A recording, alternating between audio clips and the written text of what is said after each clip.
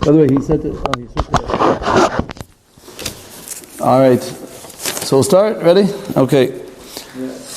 I am finishing up a little bit these near-death experiences. We were speaking about the idea of Sherit and Neshama, that we know that the Neshama continues afterwards. And basically what we synopsized in a nutshell through the past year and a half was that when we look in the Zohar and the Gemarot, a few Midrashim, etc. David, you need water? I'm saying, you need water? Yeah. We basically came out that everything that's written there is many of the things that are stated by the people, that the people themselves say. For instance, we mentioned in a few places, the Zohar writes, how you have a kirva to the Shechina, you have a connection to the Shechina, which is known as the Or Gadol, which is light, which we spoke about, always is reference to such a thing, which even people who are on a low level see it, eventually it turns negative for them, which we might see later. It becomes very negative, but at least in the beginning it's something warm and enjoyable, which we spoke about many instances. We mentioned the fact that they see their past, they see relatives. We showed a few makorot that they see their body, that they see their body on top of them through the neshama. You're able to see the body, etc. Okay, and there's even an extra thing, which is also, which I saw in one accounting of this idea, which is even more, which is said like this. This is another accounting which is mentioned here. They said like this, these words, that when we talk about, most of the accountings we saw are people that saw their body on top of them, and they saw the people around them, and even a person who was blind, who can't see, was able to see in detail everything that they saw. But here we have another one that said not just that they were able to see, they were in a bad car accident, and suddenly there was no tam v'reach, there was no smell, sight, they couldn't see anything, but they could hear without any gvul, and they could see without end. They felt very limitless, that they had no boundaries, they could completely see anything. I can't believe how much I was able to see so far. My spiritual feeling was without limitations. I was able to see everywhere without any type of limitations at all. Okay, that's what someone said. Another person on a similar thing, and every time I would want to see something, I was able ki'ilu to zoom in. I was able to zoom into that specific thing I wanted to see. And originally, like right now, you can see the whole entire thing, right? You see all the gimbal out here in the windows. I was able to zoom into a specific thing, just like you do with the satellites, right? I was able to take a specific thing and zoom into a specific thing I was able to say, and zoom out and zoom out. It sounds like Superman or something, right? All right, you're able to have these superpowers to be able to zoom into whatever I wanted to see, and I was able to see it mikaro, from close. I felt no gvulot, no boundaries. These type of feelings are similar to dreams. Dreams, first of all, are much more abstract. These people speak in exactly much more very, very specific connotations, you should know. And they feel much more real about it, and when they finish, they don't feel like they just woke up from a dream. They feel a real experience, and you can only hear it when you hear the person speak. They feel, when you speak about a dream, you won't start crying. It'll be like, so that was ridiculous. Why did I think that way? But it was a very emotional, attached. They feel very real. It was very thing, and they know very, very much specifics of what they see. Okay, so this also idea of being able to see everything and being able to zoom in to something specifically. He said, even though my mind seemed to be very far, but from my body, but still I was able to get as close as I want whenever I wanted to. He said, I felt that every place that I went and I wanted to look, I was able to see with much more ease. When I heard things, I didn't hear words and I didn't hear sounds. Rather, I felt words, or I felt sounds, I felt emotions. Kind of like a telepathic type of feeling. I saw many people who were I was able to hear people that were not necessarily next to me, but I was able to hear them as if they're right next to me. I didn't hear them through any type of vocabulary. I'm saying words over of people. Like I said, some of these accountings I have on film, some not. I didn't hear them through a vocabulary. I understood before they said what they wanted to say. I understand there was a certain telepathic understanding that I was able to connect to what people were thinking, what people were going through, etc. Okay, that's the type of thing. One person who lost a limb, lo aleinu, a person who lost a leg, and as a result of that, he also went through a mavet klini. He also went through a near-death experience. At the same time, when that happened, until they were able to get him back, because he lost a lot of blood from his loss of him. But he said, even though I lost my leg, I felt completely shalem, full. There was nothing missing. I had nothing. Like I told you, I spoke about the person who was blind. That is a video which I'm going to get a hold of soon. Maybe I'll play that. And when I get a hold of it, I'm trying to get a hold of it. I would have played it today, but I'm trying to get it. Of a person who was blind from birth, but she could see, she could be mazeh. She didn't know colors, so she couldn't describe it because she was born from birth without any vision. But that was a type of thing that they were able to see. That's a number of things. These are all different accounts which I've mentioned. There's one more last thing I want to mention. I have one last story, which is a very famous story. But before I do, there's one last Zohar, which I did not quote last time, because I kind of waited for the story in order to quote it. But a number of the things I quoted before, I told you what it was. But there's one more thing that happens like this. The Tanchuma says like this. Tanchuma is the Midrash Tanchuma. The Midrash Tanchuma basically says in Parshat Kitavo that a person who goes the Shamayim, your Talmud, everything you learn ends up getting mesudar, which could make a person feel good. You know, I've had people come to me sometimes and they told me, it's not worth for me to learn. I tell you, whatever I forget goes one in one ear, out the other. I don't remember anything and stuff like that. So I tell them this Tanchuma. I said, as we all know, the Tanchuma says that it's Mesaderia Talmud. Whatever you learned, you remember. Whatever you forgot. And the Malachei Asharet, the Malachim come to you and they say Tnuos le'Elokim, Kilu, they give you a certain kavod for the amount that you learned, even if you ended up forgetting it. The Zohar says in Parshat Vayeshev that you remember things that you forgot, that you didn't learn properly and you were unclear about, but as long as you tried, as long as you struggled, so then it's okay. And when you come up in the Tchiyat HaMeitim, Yachzor le'ato makom she'atzar b'limudo. In Tchiyat HaMeitim, wherever you stopped, that's where you're going to continue, just like with Yosef and Yaakov, right? When Yosef met Yaakov, we were finished by Egla Rufa 22 years later. He was back to the same sugya. He told him, we're in the same sugya. He didn't see him for 22 years. It's a famous thing that they say. There's a yeshiva called Beit Talmud in America. There's a yeshiva called Beit Talmud, you're familiar? That they learn extremely slow. They learn extremely slow. It came from but they came from, it's a very slow pace yeshiva. So they always ask that the Rashi says that when that Yehuda came ahead of time, when they went down to Mitzrayim, they wanted to build, he came first in order to build a Beit Talmud. That's what Rashi says. He wanted to build a Beit Talmud, a yeshiva. So they say, why Dafka Beit Talmud? Why Dafka Beit Talmud? Because they said, because Yosef left Yaakov 22 years and he was still in the same sugya. So they said Beit Talmud seems to be the appropriate place to build over here. You understand? That's how long they're in the same sugya for 22 years. For those who understand the joke. But Al Kapanim, you understand, that was the idea. But Al Kapanim, that's the idea, that wherever you were, even by Tchiyat HaMeitim, you're going to come back to the same place. There's a big machloket in the Midrash if you're going to remember everything exactly or not, exactly how much you're going to remember, etc. But Al Kapanim, that's the idea. You remember through the Malachei Asharet, etc. Now, on that note, I'm going to mention over here Eya Zohar and also Yalkut and Eov.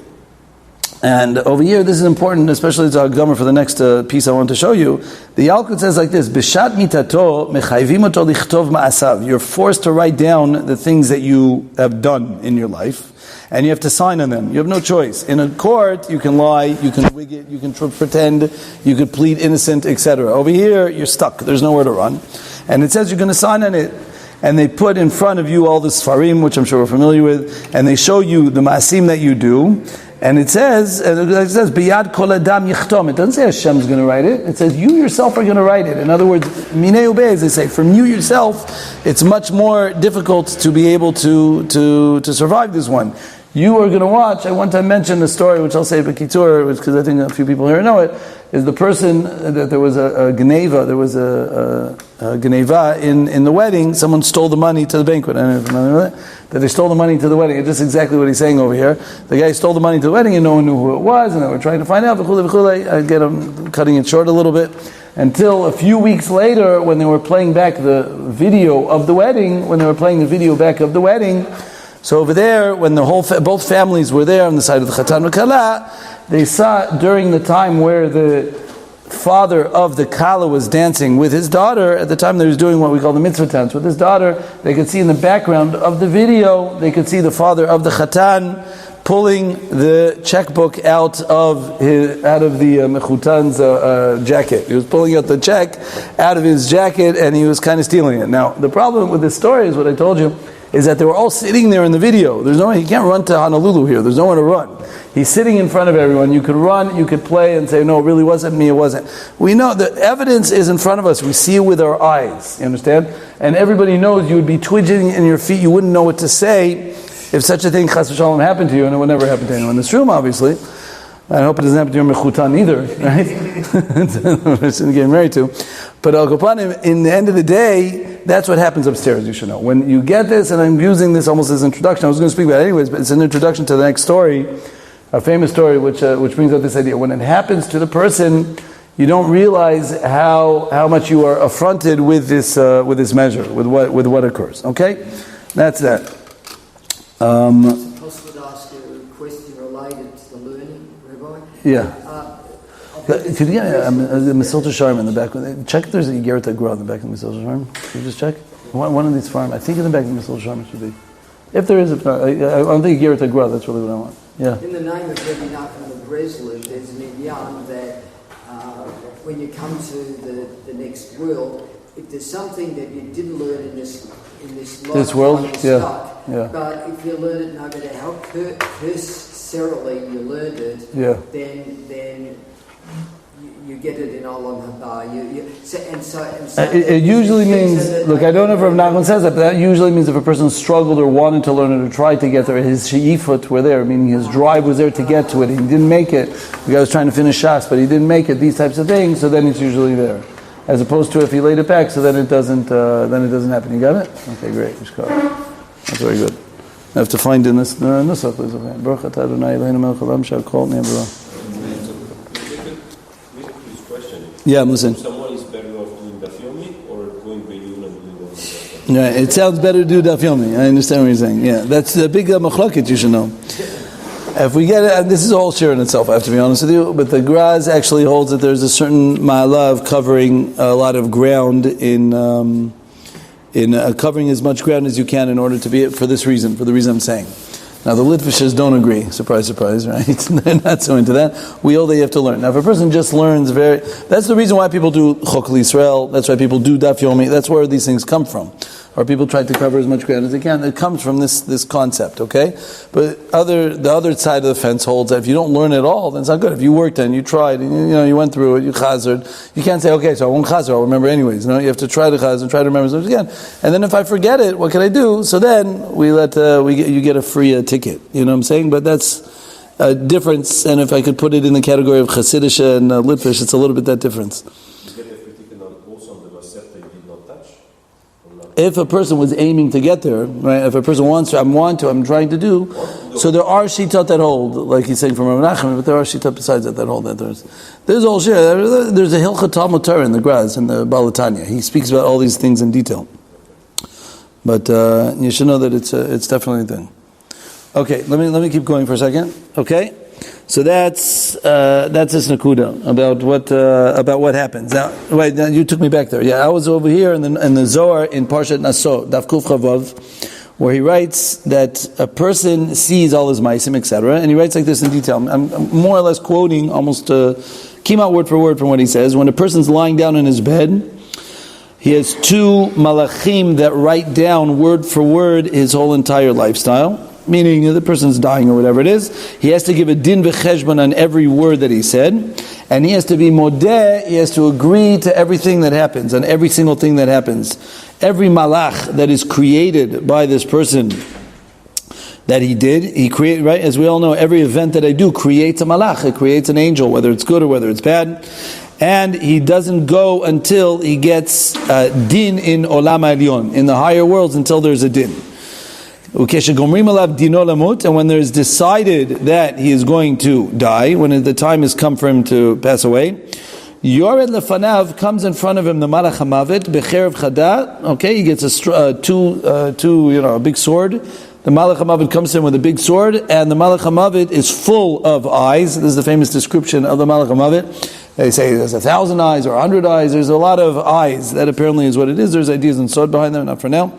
He is dressed in fire, and other people don't see him. other people do not see him. So we have such a phenomenon that sometimes one person sees, not, for instance, by Daniel, with a writing on the wall, and say for Daniel, there was writing that was done on the wall, and only Daniel could see it, and not everybody else around him could see it. Some people say the Malachim, the angels by Avram Avinu, the angel by Avram Avinu, not everybody else was able to see it, only he was able to see them, him and maybe Sarah. But it says that description that maybe sometimes we have a description of things that only certain people can see. Okay? Just like we know dogs can hear things we can't hear, right? So sometimes only certain people are in high levels can see only things that you can see. Okay?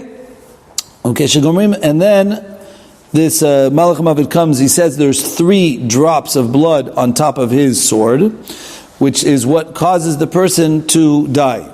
And his face becomes pale, and then he obviously causes him problems, etc. I hope I'm not scaring you too much. I'm just trying to describe certain things about what is written here. This is one of the reasons why we're not so makbid about this, but they say B'shat Mita, at the time when someone dies, then you're supposed to spill the water in the area that's out. It's brought down in Halacha and Simin, Shin Lamitet, to spill out the water in the area of where the person dies.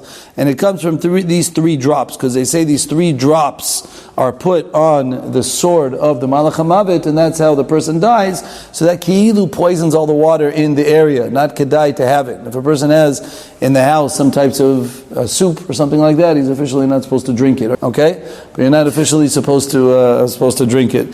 The minig is a little bit more to be lenient in this. We're not so mikubal, and we don't know so much, but people who are makpid in Kabbalah, they're a little bit more makpid.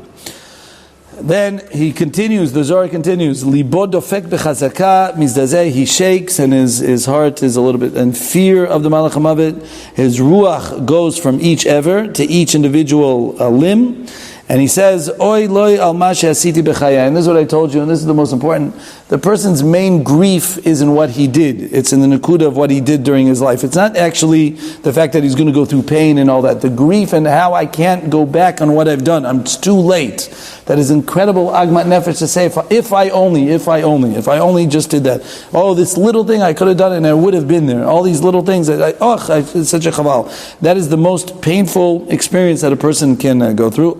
Again, I'm quoting to you from the Zohar. I'm obviously in Hebrew, not in Aramaic.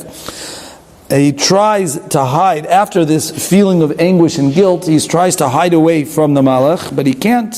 He opens his eyes in order to avoid looking, and then he has no choice, and then he gives himself over to the Malach, which is what the Zohar is trying to point out. That's why many people are niftar with their eyes open, ki'ilu, seeing the Malach and that, and then afterwards. Like we mentioned, la'alacha, then a person should close his eyes afterwards, but only when you know 100,000,000% that the person is not alive. They say to wait a half an hour or whatever, because that's mebal belam. But you never do it when the person's a goses, you're shofech damim. If a person does it when he's on his deathbed, okay, as is brought in Siman Shin Lamed Chet, then chas v'shalom, you're shofech damim, you're considered a rotzeach for doing such a thing. Okay, it's usher to close someone's eyes before they're 100% dead, but after he's for sure passed away, so then it is kedai to do it.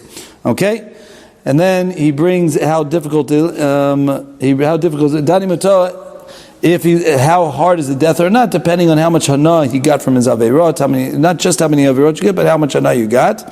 Whoever was davek to the shechina b'chayav bali krato, then the shechina comes to come. Whoever is more davek and whoever not, and we know the Gemara in Brachot, famous Gemara in Brachot and Daf Chet, Mod Kat and Daf Chavtet says tzadikim go out like a hair out of milk, as opposed to the Rashaim. There's 2 mashalim. They come out like thistles inside of a fleece. Okay, meaning when you have kutzim inside of a fleece. Or the second example that they bring is when you try to pull out a rope from a ship, like a very thick one, that's knotted, and you try to pull it through the hole, and you try to push and shove, it's annoying.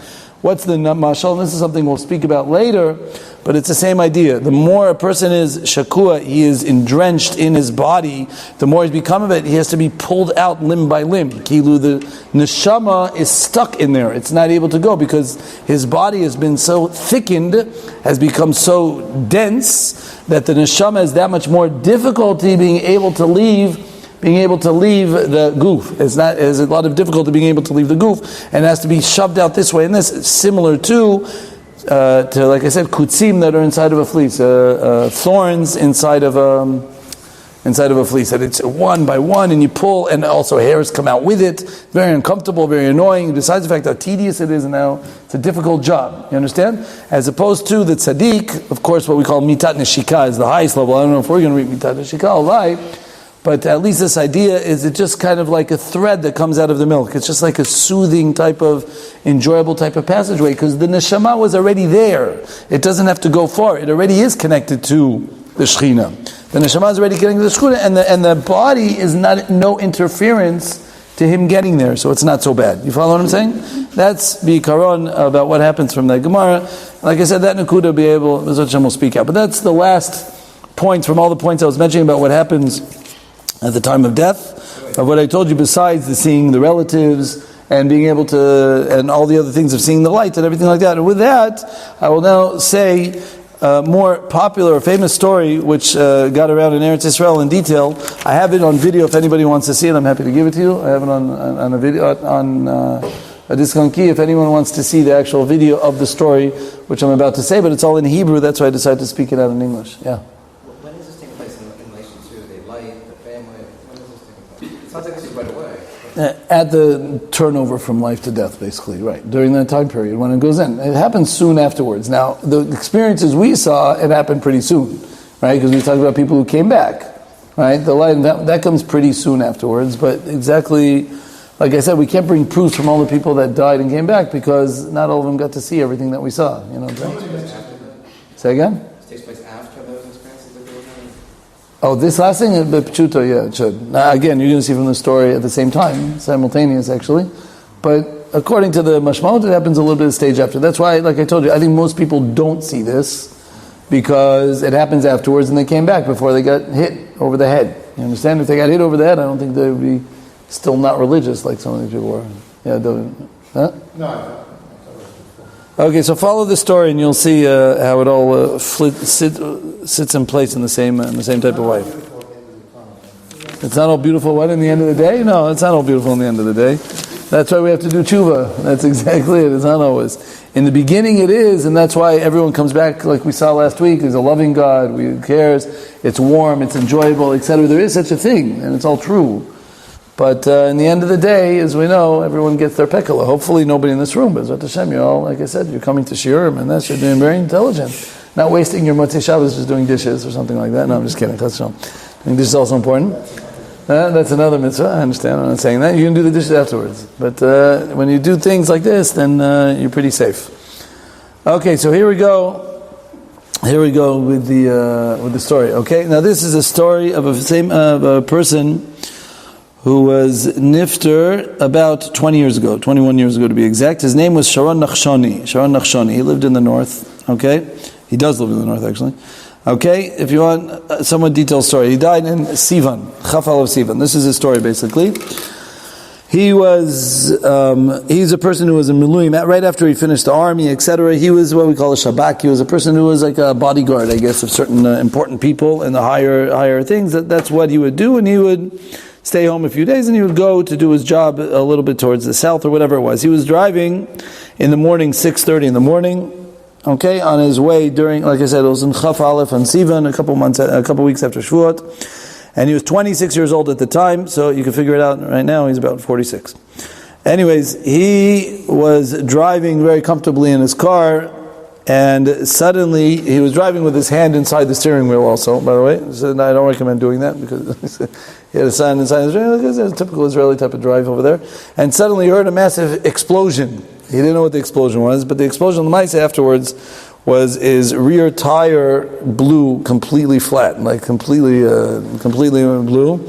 And his car, as a result of that, hit to the left extremely strong. On the spot, his hand broke, his arm broke immediately, because his hand, like I said, was inside the steering wheel, so it slammed on his arm, and then, as a result of that, I guess it was that pain or whatever, plus the swing, his head hit straight head-on into the steering wheel. He broke his nose and his mouth on the spot. I'm talking about within a few seconds of a flat tire, he broke them. Now the problem with breaking one's nose and mouth, besides the fact that it's uncomfortable and it's bleeding, is he couldn't breathe. He started losing oxygen. He was not able to do it. He was gasping for breath at the same time as his car was doing swirl to swirls, and not just swirling around, it went to the other side of the street to the coming traffic. Okay, he says, all this I remember, until the part where because of his loss of oxygen and his loss of breath, he basically went unconscious. From there, he doesn't remember, but of course the people who were around the area, they saw what happens. They said, what happens was that his car was swirling around on the other side. Cars were swerving around him. Cars were swerving around him until it always seems to be this way. It decided a truck, who seemed to not be able to make the turn, slammed into his car head on, basically. Went straight into his car head on. It wasn't a 16-wheeler like we have in America. It was one of these small trucks like you have out here, or whatever it was. It was a truck that slammed into him head on as he was going very fast. The Kitzer, the whole 50% of the first part of the car, the hood together with the driver's seat to the end, was all underneath the truck, completely in a turn. Till the truck finally was able to stop, etc. You guys can picture what it looked like. Until the ambulance came, etc. It took them an hour, it said. This is what he says. He wasn't alive at the time, but this is what everyone says. It took over an hour for them to pry him out of the car, just to be able to get the car from underneath the truck, to be able to pull it out and be able to pull his body out. They knew 100% he was dead. They had no sfeikot that the guy it was finished, but they were obviously trying to do the job. Okay, that's what it was. They tried to resuscitate him for a certain amount of time, but to no avail, and they put the famous white sheet over his body. Okay, that's basically what happened. They kisuta, they claimed him the dead, and etc., etc. That's what happened 20 years ago. Incredibly enough, a bus was passing by this incident. A bus was passing by, and a guy who was a passenger on the bus saw the accident, and he saw the guy lying there, the dead person with all the blood all over the place, lying there on the floor. And he started banging on the door of the bus, telling the Nahag, open the door. The Nahag said, it was illegal for me to open the door. I can't leave it. He said, you open the door the second. He threatened him, open the door the second, because this person was a doctor. But he wasn't Stam a doctor. He was a doctor for the army, which means that he does in the middle of wars, procedures, which when people get killed or get shot, etc., he knows how to work in war situations. He's a very special type of doctor. They're able to do these types of things on the spot without the tools, etc. So he was passing by as they say, the right time in the right place. And the bus driver opened the door, he got out, and he started looking, and they said, why'd you guys pronounce him dead? Just because he's white? What is this? He got very upset at them. He started looking around, hunting around from the people around. There was a lot of medics, etc. He got a screwdriver of all things. That's what he was able to get his hold of. And he punctured the person's lung with a screwdriver. I don't recommend doing this at home, but the person was dead anyways. I guess you can't lose. He punctured the person's lung through his thing with a screwdriver and then he unrolled a pen, the barrel of the bottom of a pen, right? The barrel and the tube on the bottom of a pen. He unrolled like one of these Parker pens, and he stuck it inside of there to let the blood, which was in his lungs, come out, and air was able to come inside. Okay, it's called a trichotomy, this idea. Again, you probably have to practice it before you do it on someone else. I wouldn't recommend it. Anyways, David, can you open the window, by the way, just so we get a cross breeze? Anyway, so that's what happened. Lamaisa, as he did that, air came in, and the guy started breathing. Air started actually coming through. The person actually started breathing. This Sharon Nachshoni, who owes his life to this person, obviously, he started breathing, and they immediately, okay, now they took him to the Beit Cholim, now they took him to the hospital. He was able to do that, and actually after a couple months of being on machines, etc., he actually came back to life. Incredible. The person was dead for over an hour, and he was able to come back to life. Now, not to say that he's in perfect shape, but just to tell you that the person, in order to get him back to moving, they had to put on a prostate foot. Obviously, his foot was broken from the thing, so they had to put in a foot instead. He has plastic knees. Presently, this is the person who's alive, who says over his story. This person says over his stories hundreds of times. I said I have it on film if anyone wants to watch it. He has plastic knees now. He has this is very primitive, I'm surprised they use it. They used bike chains on his pelvis in order to hold up his legs to make sure that they stay stagnant. You understand? They put it over his area in order to keep it together, but they didn't have anything else, I guess, to hold it. They have these type of things. He has plates on his forearms. He has his shoulders are made of metal. It almost sounds like the Bionic Man or something like that. It's incredible. His elbows are plastic. His teeth are fake. They're all fake teeth he has. He has a false jawbone, which they used some of the bone from his legs, which they figured he's not going to walk anyways, and they put in his jawbone. And he has a hearing aid because he lost his hearing in the way, so he needs to have his hearing aid. So some people would have said, okay, just leave him already. What happened? But he's able to survive. Now, the truth is they told him that he'll never walk again. Even though he tried to do physical therapy, they said, you have no chance of ever walking. And as a result of that, they invested, he'll never walk, but he was alive, Baruch Hashem. But as he invested many thousands of dollars into an elevator into his house, just to be able to get up to his house, etc., he meant a lot of money into the thing. His Rebbe was Rabbi Virgil. Whoever knows, he's a big Mekubal. He told him, Virgil, he was just nifter actually a few years ago, 3-4 years ago, I think. What? About 3-4 years ago, Mashu Kazet. He told him, you're going to walk again. He promised he was going to walk. And when the doctors heard that, he was in his hospital room. When they told him that, the doctor who was there were 2 doctors there at the time, they laughed at him. They said, we took bone from his leg to put in his jaw in order to replace him. You're telling him he's going to walk again? Stop being a funny boy. Lamaisa, the man is walking. He walks around now. People who hear the story, they're in his pallet. They see he walks around. He was walking with a thing for a while, and now he doesn't even need that. He doesn't even need that. I'm not sure if he has a cane. Okay, but Al Kapanim, he walks around, as they say, chofshi. Okay, they call him obviously a nes refui. A miracle things. I think the doctors also use the word miracle. I'm not sure. Maybe they say it was a natural phenomenon. Maybe I'm not sure. A medical miracle. Oh, that's what they say. Medical miracle. Okay, first miracle before the miracle. I understand. Yeah. I'm saying this. I have to say it. I'm saying it out of jest or annoyance because this incredible thing that happened a few days ago with the bus, with the explosion that happened, as we all know that was a blatant miracle. But when you listen to the news of the goyim in a very annoying way, they always say lemazalam, for their mazal and good luck. Baruch Hashem, all the 50 officers got off right before the til hit them. Baruch Hashem. For their luck, for good luck, they do it. They will not make any name that has a connection to things. So someone called me because someone wanted to praise the driver. The driver, who was the only one in the bus at the time, when he was making the thing, he actually survived. If you saw the video, I don't know how he survived, but anyways, this person who survived was an Arab driver. He was an Arab driver, and I heard the recording that the Arab driver himself told the doctors, he said, the God of Israel, the God of the Jews, saved them, because I just dropped them off a minute ago. And for those who know, my son was on the bus. My son was there. He said he got off 2 minutes before this explosion happened. They didn't know how many people got off. They knew a few people got off. I know someone, without getting into detail, they don't know how many people got off the bus, but they assumed that there was a good amount of guys still on the bus. But like I said, as those people say, lucky for us, there were none on the bus. I was very frustrated to hear that. So someone told me, look at the Arab, even though he's Arab, he still says the God of Israel, he still protects us in this. I said, I'm not surprised by that at all. I want the people who got off the bus to say the God of Israel is the one that saved them. That I want to hear. That I want to hear on a film. That I should be able to hear on the news, or these types of people that can say and attribute it to who it really belongs to, because it was an absolute miracle.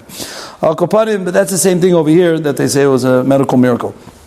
Anyways, so basically what happened here with Nachshoni is he asked, unusually, when he got up and he was okay and doing his sleep, or he asked soon after he got up, he wanted to know what is the situation with Doda Miriam. What's Doda Miriam? Every Israeli has a Doda Miriam somehow, right? I also have a Doda Miriam. He wanted to know what's with Auntie Miriam. How is she doing? Auntie Miriam was in the hospital at the time that this occurred, and for some they're like, "Why are you asking?" And they kept pushing him off. No, you're too busy with yourself. Don't worry about Doda Miriam, right? And they kept asking about Doda Miriam. Eventually, they told him. His brother told him, well, I'll be honest with you, keep asking in this. We weren't trying not to tell you to make you feel bad. You yourself have to take care of yourself right now. You're in your own situation. But said, coincidentally, the same day that this accident happened to you, Doda Miriam was niftar. She died. Doda Miriam was niftar, okay? And he was taken very much aback by that. And the question is, why? So here he is, a story of things. He said he remembers all the whole story, but he didn't remember every detail. Most of the story was first heard by his sister and brother who were sitting by his side at the time when he was on morphine, because they had to give him a lot of morphine in order to take all of his anguish, his pain that he was going through. And he was sedated, as most of what he was. And during that time, he was talking. He was speaking out things during that time, more or less. And he was saying over things of what happened to him when he was dead.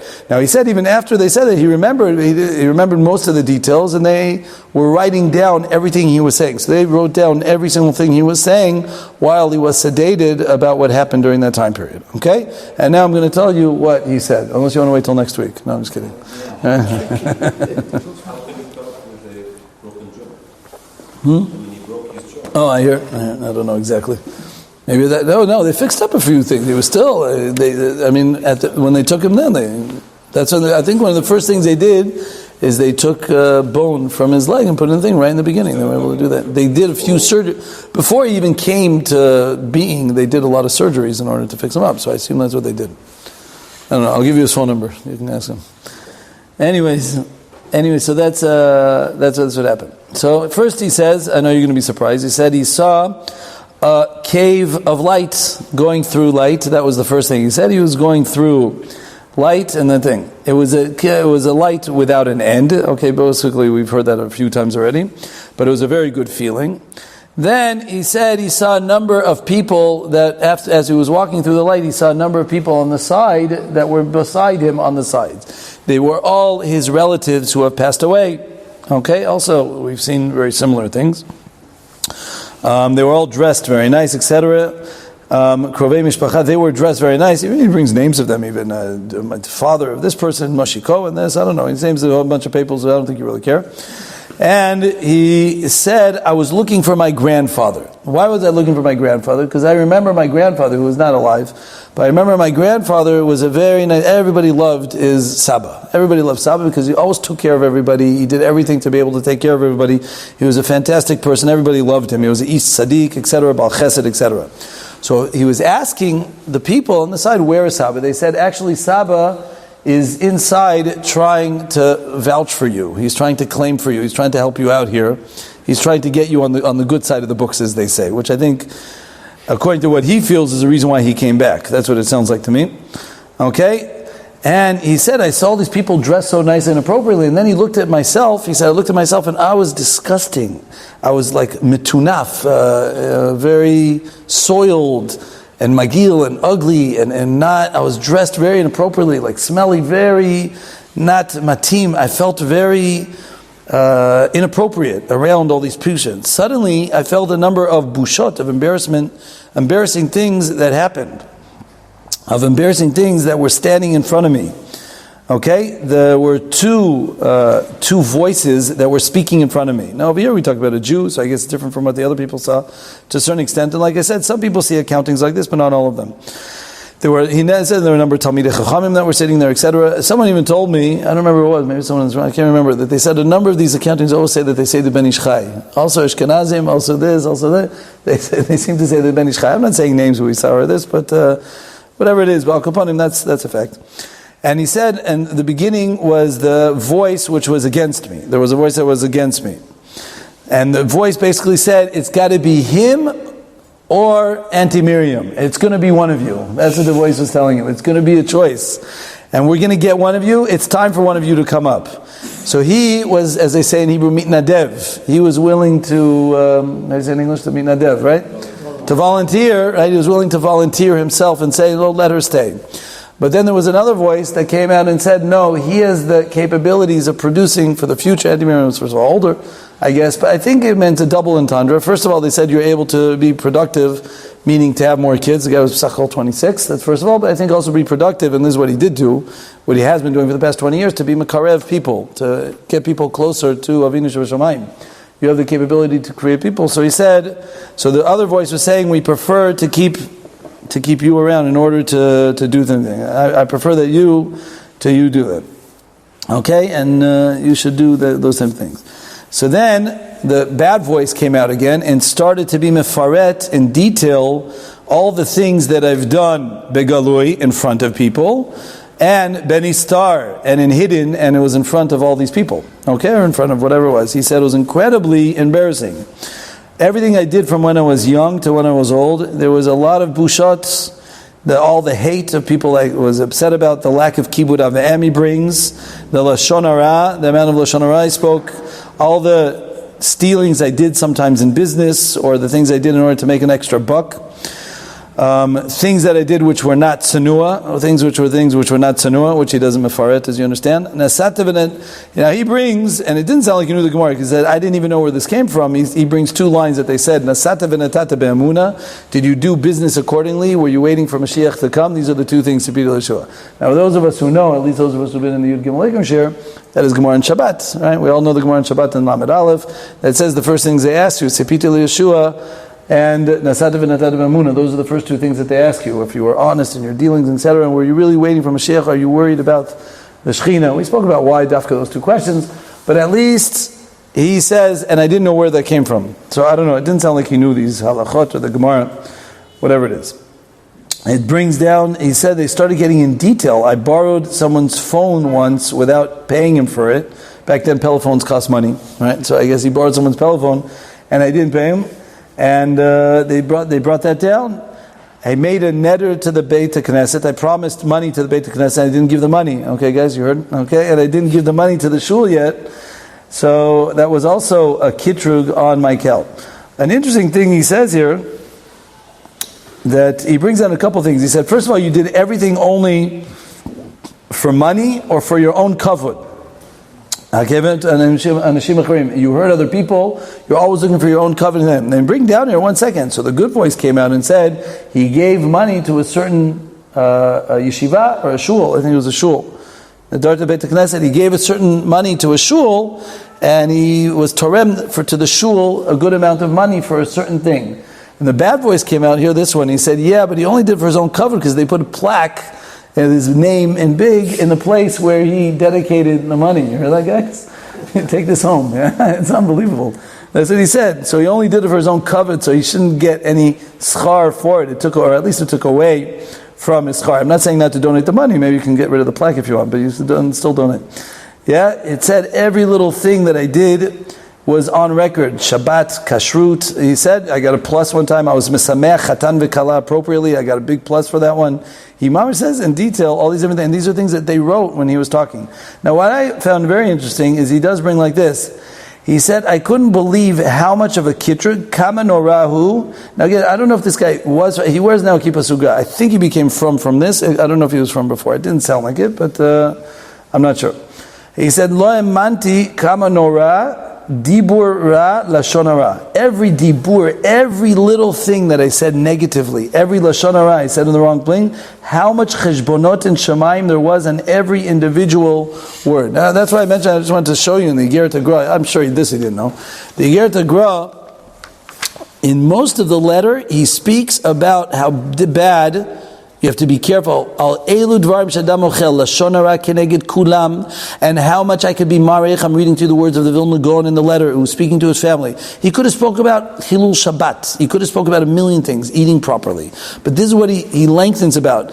Mali la'arich alavon achamur mikol ha'averot. Speaking lashon hara, every dibur kal, akol yavi b'mishpat al kol dibur velo ne'avad afilu dibur kal. It's mamish matim with what this person was saying. I'm trying to say this person, I don't think he was religious at the time. And therefore, I give you a warning. You should be careful. He says sometimes stay alone. If you feel that you're not going to be able to protect your lashon, don't sit next to anyone. Okay? He says also over here, all the hana'ot that you get is going to go back in the kever, and you're going to get it in a very difficult way. He says, he brings a bunch of psukim, kol adam amali bepihu, everything's in your peh, yasim atzmo ke'ilem, you should make yourself a mute, you shouldn't yadbik siftotav, keshtei rechayim, kol kaf hakela, says the Vilna Gaon. I'm reading Vilna Gaon. I'm not reading from the Nachshoni. But he says, from all the things, the list that I just read to you, he says, you don't know how much they took me to account on these things. Kol kafakela, kol behevel piv shel dvarim betelim. All because of dvarim betelim in all things. Al kol dibur hevel, and every little thing you did wrong. Tzarich litkalea misof haolam ve'ad sofo. Words of Vilna Gaon. V'kol zeh b'dvarim yeterim. Okay, I'm not trying to get too over thing. Aval dvarim asurim lashon hara leitzanut shvuot nedarim machloket klalot, which we read one time in the Mesillat Yesharim. Ubifrat inside of the Beit Knesset on Shabbat and Yom Tov. Al elu tzarich lered l'shaol lamata arbe meod. That person goes to the bottom of Gehenim, they're very deep, and you can't be mishaer. You can't understand how much yisurim tzarot shesovel bishvil dibur echad. He brings from the Zohar. There's all the Vilna Gaon again. Yeah, he quotes from the Zohar. And he said, not even one dibur which you said is not left to be written. Everything is there. Okay, and he brings a number of examples. Ofa shamayim yulichet a kol bal knafayim, al tina tepicha lechti, kol eshet. This is Vilna Gaon. I don't know if anyone knows here who the Vilna Gaon is. He does never waste a word. Did you ever look anywhere, anything in learning? He writes so laconically. He writes very, very one word here, one sham v'sham. He writes over there, look over there, look over there. He doesn't waste words. And here he is writing over at Hayat Hashem Tiktzar. Hashem, he speaks about on Shabbat and Yom Tov, al tidabru klal midvarim she'enim tzorchem. Don't waste your words. Be careful. Gam b'dvarim anitzrachim, even things you have to do. B'koshi yitir lagid shalom on Shabbat. He brings the famous Tosfot in Shabbat. Re'eh b'dibur echad kam echmiru. Okay, and then he brings a couple of things, but I'm just saying it parallels very well what he said. He speaks out a number of things, and he said, I couldn't believe how much just for dibur ma'asiti you guys spoke this, said this. I just think it's a beautiful hatama. It works out very systematically. Exactly what he spoke out is exactly what the Vilna Gaon, who already knew what was going on upstairs, tells us. Okay? So that was a number of the different things. Okay? Then he brings, one time I did give a truma to yeshiva. There was a yeshiva, and I gave the first truma, and I gave a nice truma to a yeshiva. And the Rav, who was the Rosh Hashiva there, who was already not alive, he came and helped me out in Shemayim. His call helped also to help me out. Meaning the Rosh Hashiva of the place that I gave a truma to, I gave him a chubat truma, but he also came to help me out in my testimony upstairs. Okay? So the Shoftim were there, and they were coming dvarim, they were taking both sides. And they basically said, okay, and they told me that we're willing to let you go back, but with two conditions. One is that you're going to have a lot of yisurim for the rest of your life. You're going to have to be sovel yisurim. You have to go through a difficult, not so easy a health life, unless I'm finishing basically, guys, coming to the conclusion. You're going to have to live. And they said, they made one more t'nai that I promise not to do something, he says, which I can't tell you what they made me promise. Okay, that's what he says. So if he doesn't know, I'm not going to. But he said I had one tonight which I was promised, I was told that I would never do it again. And then he says I can't speak out what it is, but that I kept to both promises. And then he says, suddenly he felt himself going back into his goof. And what he did say is, while suddenly he was back into his goof, he felt the pain, all the anguish, he felt the morphine, etc., all the thing. He saw himself in the hospital, where he was, etc. He was in a difficult situation. He said, but what he does say, and this I'll finish basically, is while he was leaving, he saw his aunt, Doda Miriam, running after him. Now he doesn't know why, but he was understanding that she was trying to make sure that he doesn't come back. Go, Kilu, she was giving up himself. Maybe she was running after him to say, no, come back. Maybe she was saying, I don't know, that was my own thing. He was trying to say that she was trying to tell him to go.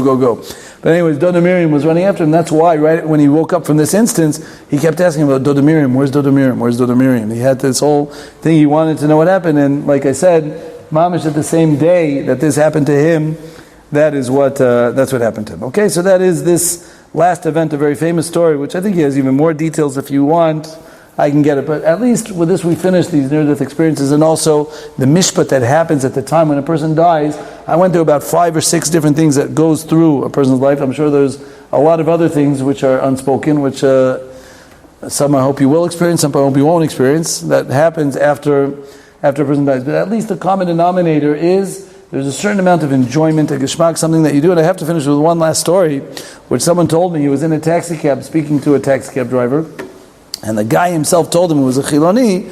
Okay, like I said, unfortunately the Israelis have a problem being choser b'tshuva somehow. From these things, he actually said though, that he in Hashem and all that he wasn't an atheist. I mean, he believed in Hashem, he would say, Yom Kippur, etc., like you all know, Pesach Seder. But anyways, he did say that he went through a near-death experience also. And he said, I have to tell you, he told this to my friend just told me this week. He said, I have to tell you, the taxi cab driver, I had a lot of hana'ot in my life. I went through a lot of nice experiences in my life, a lot of different things, which I'm sure he wasn't interested in describing to some of Rech, right? But he said, I went through a lot of things, a lot of hana'ot. And he was holding his telephone in his hand. And he said, all those hana'ot are like the palm of my hand, which is telephone which I'm holding, are like compared to the enjoyment that I was having when I was up there. For those amount of minutes when I was upstairs, it's not even describable. All the hana'ot that I had my whole entire life is like the palm of my hand, which he was holding, like I said, he was holding his telephone, saying this is the amount of hana'ah compared to the amount of hana'ah that I was having upstairs. Right? And that's what he told him himself. It was an incredible type of thing. Now he believes in Hashem, he's not an atheist, he wasn't as bad as Yossi Sarid, Rahman al-Islam. But he still believes in certain things, but at the same time, the difficulty is the fact that he didn't go the whole 9 yards because of it. But at least we could see that he said the words of Chazal. I just want to tell you. Kol chay olam hazeh. Even all of olam hazeh is not shaveh to 1 minute in olam haba. Kol chay olam hazeh is not sha'achad be'olam haba. It's not even in there, all the hana'ot, everything you can be mitkabetz in 6,000 years of hana'ah doesn't even reach a drop of the amount of hana'ah that you get in this world. And that should be a chizuk. That should be a chizuk for all of us. Next time we'll move on to the next stage of what happens post, when the person's leaving his body.